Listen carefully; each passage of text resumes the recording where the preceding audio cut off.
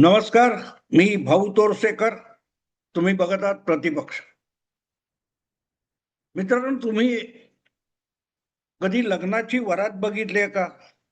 नसेलच तर निवडणूक जिंकलेल्या एकदा एखाद्या नगरसेवक, आमदार किंवा अगदी ग्रामीण भागातल्या जिल्हा परिषद वगैरे निवडणुकीच्या उमेदवाराची मिरवणूक बघितली आहे का? त्यामध्ये सगळ्यात आघाडीवर असतात ना ते ढोल ताशेवाले असतात. असे आवेशात वाजवत असतात.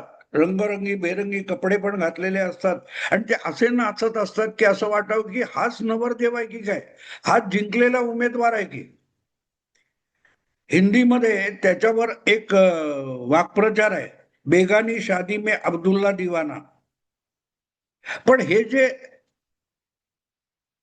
वरातीच्या पुढे नाचणारे घोडे किंवा ढोल ताशेवाले असतात, त्यांना त्या मंडपामध्ये किंवा महत्वाच्या स्थानी जाईपर्यंत मिरवणुकीत मिरवता येतं आणि मिरवणूक जिथे संपून मुख्य कार्यक्रम वगैरे सुरू होणार असतो, तेव्हा हे बँडवाले, ताशेवाले, ढोल ताशेवाले यांना बिचाऱ्यांना मंडपाच्या बाहेर थांबवलं जातं आणि बाकीची वरात नवरदेव वगैरे कोण वधू असतील ते आत जातात आणि यांना बाजूला बसवलं जातं आणि वरातीमधली सगळी गर्दी पाहुणे वगैरे रावळे आत गेले की मग यांना मागच्या बाजूला एका कोपऱ्यात मंडपात बसवलं जातं.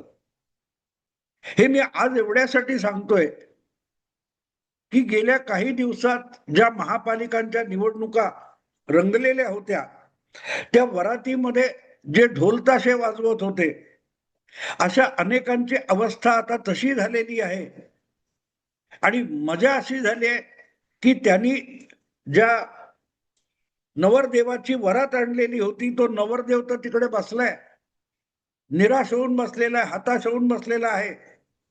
पण तो निराश झाल्यानंतर सुद्धा आपण ढोल ताशे बडवले, बँड वाजवला, तर परत जीवात जीव येईल आणि नवरदेव उठून ताठ उभा राहील असं त्यांना वाटतं. आणि त्याचं कारण असं आहे की ज्याची बँड बाजा बारात वाजवत गाजवत आणली, तो मंडपात आला आणि मंडपात आल्यानंतर अक्षता पडायच्या, मंगलाष्टक म्हणायची. अशा वेळेला लक्षात येतं की नवरी मुलगी फरारी झालेली आपल्या प्रियकराबरोबर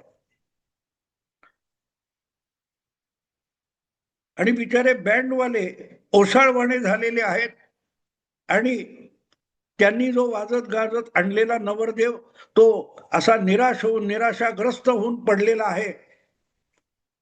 अशा वेळेला त्याला परत ताजा तवाना करायचा, त्याला संजीवनी द्यायची म्हणून यांनी जोर जोरात ढोलताशे बडवावेत.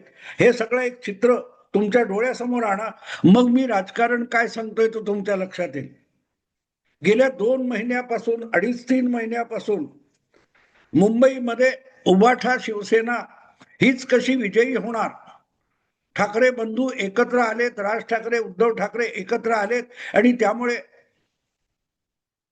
महाराष्ट्राच्या मराठी जनतेमध्ये अशी काही प्रचंड ऊर्जा संचारलेली आहे की मुंबईतून प्रत्येक अमराठी किंवा त्यापेक्षाही जो उद्धव ठाकरे यांचं वर्चस्व न मानणारा आहे, त्याला जीव मुठीत धरून मुंबईतून पळ काढावा लागेल अशा पद्धतीचं वातावरण ज्या मराठी मीडियातल्या ढोल ताशेवाल्यांनी उभं केलं होतं,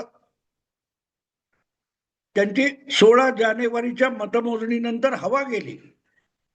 आणि त्यालाच मी म्हणतो की जो बोगस नवरदेव उभा केला होता की बघा आमचे उद्धव साहेब राज ठाकरेंना सोबत घेऊन मुंबई महापालिका जिंकणार, परत एकदा मराठी माणसाचाच आवाज, उद्धव ठाकरेंचा आवाज, राज ठाकरेंचा आवाज म्हणजेच मराठी माणसाचा आवाज.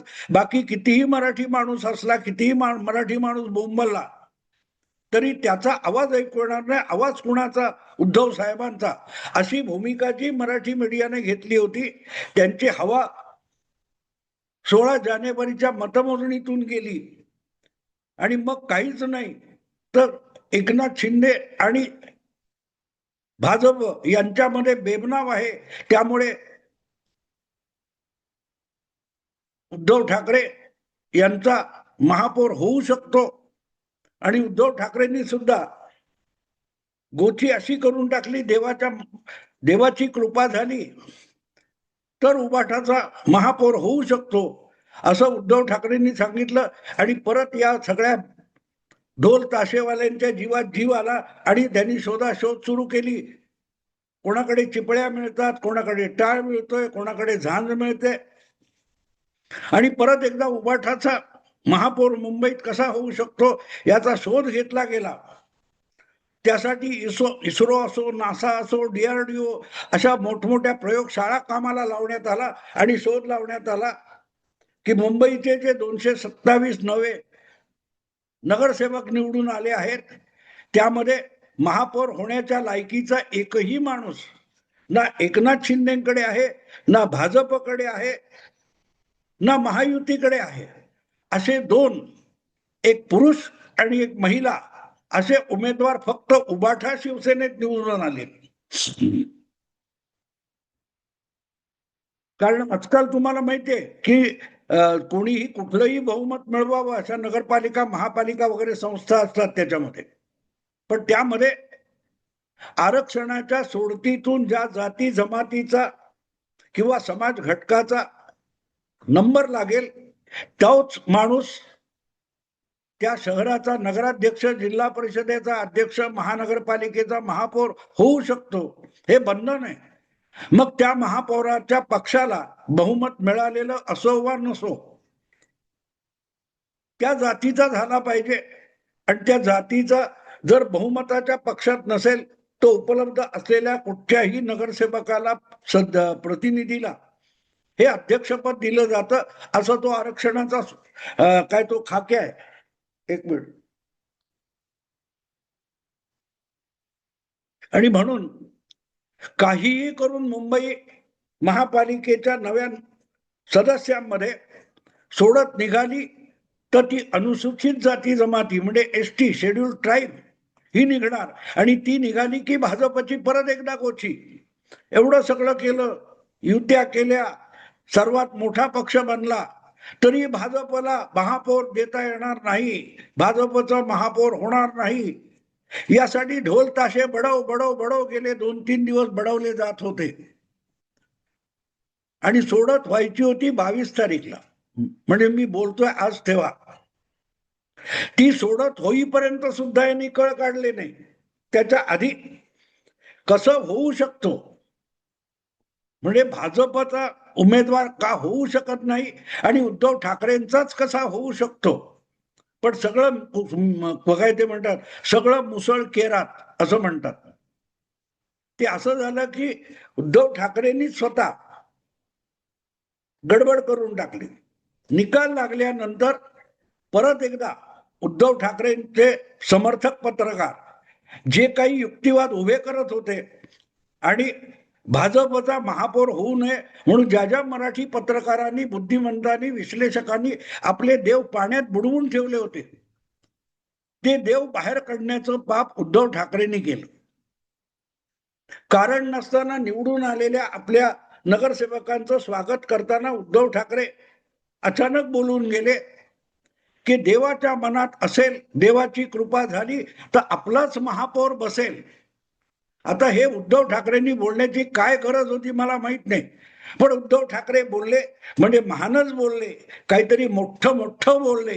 कारण उद्धव ठाकरे छोटे निर्णय घेत नाही, ते मोठा निर्णय घेत असतात. हे गेल्या 5-7 वर्षात आपण माध्यमांकडून शिकलेलो आहे. आणि त्यामुळे उद्धव ठाकरे जर देवाच्या कृपेने किंवा देवाच्या मनात असेल तर असं म्हणतात, तेव्हा तो देव कोण, हा शोध सुरू झाला. आणि बेसावतपणे माध्यमांनी पाण्यात बुडवलेला देव बाहेर काढला. जेव्हा तुम्ही देव पाण्यात बुडवता तेव्हा तुमच्या इच्छा, आकांक्षा, अपेक्षा पूर्ण होईपर्यंत ते देव पाण्यातून बाहेर काढायचे नसतात. पण दुर्दैव असं की उद्धव ठाकरेंनी नेमकं देवाचं नाव घेतलं आणि मीडियातल्या अनेकांनी देव बाहेर काढले. आता घुसमटलेले देव बाहेर पडले पाण्यातून, तर मग त्यांच्याकडून नवस पूर्ण होण्याची गरज उरत नाही. देव पाण्यात बुडवले याचा अर्थ असं की देवाला संकटात टाकायचं, देवासमोर संकट उभं करायचं आणि स्वतःची सुटका करून घेण्यासाठी देव तुमच्या इच्छा आकांक्षा पूर्ण करतो. कारण देवाचाच श्वास कोंडला जातो, तर ते देव पाण्यातून बाहेर काढला तर मग त्याचा कोंडलेला श्वास सुटतो आणि त्याला नवस पूर्ण करायची गरज उरत नाही. आणि म्हणूनच उद्धव ठाकरे यांनी मोठी चूक केली असेल तर त्यांनी देवाच्या कृपेने हा शब्द उच्चारला आणि त्यांच्याच या ढोल ताशेवाल्या समर्थकांनी आपापले देव पाण्यातून बाहेर काढले आणि मुंबईसाठी एसटी म्हणजे अनुसूचित जमातीचा महापौर होईल अशी सोडत निघेल, असा लॉटरी निघेल याचा डंका पिटायला सुरुवात केली. 22 तारीखला सगळ्यात मोठा घोळ तोच झाला की सगळ्यात पहिली लॉटरी लागली ती कल्याण डोंबिवलीला लागली आणि एसटीचा म्हणजे अनुसूचित जातीचा नगरसेवकच महापौर होऊ शकतो ही लॉटरी कल्याण डोंबिवलीला लागली आणि मुंबई आयटी सटकली. होता होता इथपर्यंत आलं की आता मुंबईला खुल्या वर्गातून महापौर मिळणार, मग तो महिला की पुरुष हे झालं आणि गडबड झाली. झालं, आता विषय संपलेला आहे. विषय संपलेला आहे की उद्धव ठाकरे यांच्याकडे जे 2 एसटी म्हणजे अनुसूचित जमातीचे नगरसेवक, एक महिला एक पुरुष आलेला होता, त्यांच्या गळ्यात जी महापौर पदाची माळ पडणार होती त्या असल्या उथळ चर्चामधून काढून घेतली गेली आणि अक्षरशः त्या कोपऱ्यात मांडवात बसलेले निराश हताश बँडवाले आपण बघतो तशी अवस्था मराठी मीडियातल्या अनेक बातमीदार पत्रकार आणि अँकर यांची व्हायला लागलेली दिसायला लागली.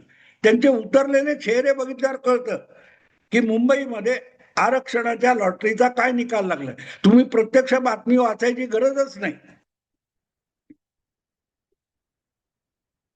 असो, मुद्दा असा आहे की असे जे निराश झालेले पत्रकार आहेत, अर्थात ती सोडत जिथे चालू होते तिथे विविध पक्षांच्या नेत्यांना बोलवलेले होते. त्यामध्ये शिवसेनेच्या एक दिग्गज नेत्या माजी महापौर किशोरी पेडणेकर होत्या आणि त्यांनी एक महान शोध लावला की मुंबईत खुल्या वर्गाला महापौर पद मिळणार म्हणजे ओबीसीवर अन्याय झालाय. आपण स्वतः बसलो होतो महापौर पदावर किती 2.5-2 वर्ष किंवा काय ते, त्या काळामध्ये आपलं सोडून आपण ओबीसीला द्यावं ही इच्छा तुम्हाला का झाली नाही. किशोरी पेडणेकर जेव्हा म्हणतात की ओबीसीचं आरक्षण का निघालं नाही, आरक्षण हे तेव्हा दिलं जातं जेव्हा सरसकट न्याय मिळत नसतो. अगदी खुल्या वर्गात सुद्धा ओबीसी व्यक्तीला निवडणूक लढवता येते, त्याने फक्त ओबीसी वर्गातूनच निवडणूक लढवली पाहिजे असं बिलकुल नाहीये.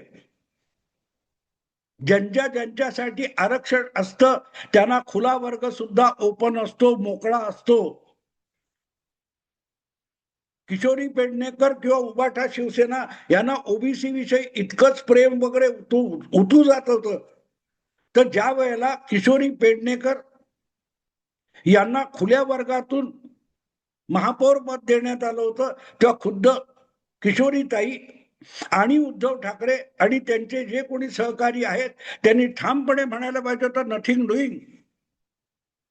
हा खुला वर्ग असला तरी आम्ही ओबीसीला महापौर करू. सरकारने आरक्षण दिलं पाहिजे, आम्ही देणार नाही.